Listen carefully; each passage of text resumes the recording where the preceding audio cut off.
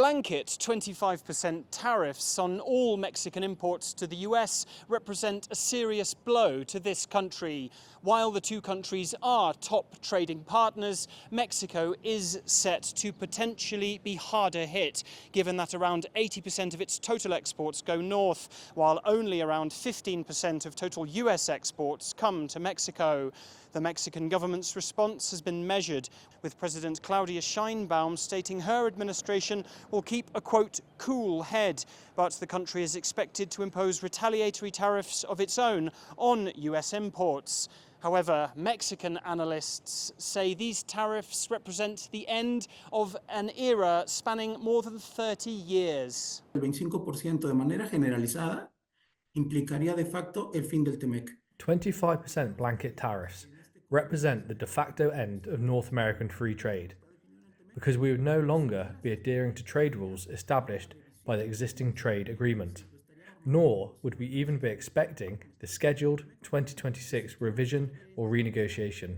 It is simply over immediately. Estaría acabando de inmediato. Of course, the impacts of this measure are expected across the entire continent soon. Mexico exports a lot of produce, fruits, vegetables and meat to the US, and 25% tariffs will lead to a worsening of the ongoing cost of living crisis. Products like avocados, for instance, of which 90% of the total sold in the US come from Mexico, are expected to see price hikes.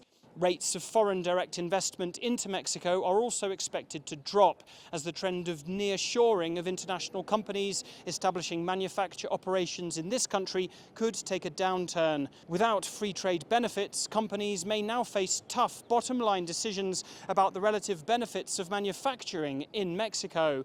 That could result in increasing rates of unemployment, particularly in cities such as Ciudad Juarez on the border with Texas, where some 60% of total employment is in the factories of the manufacturing sector. So plenty of economic and social difficulties in Mexico which now need to be faced as a result of these tariffs. Alasdair Baverstock, CGTN, Mexico City.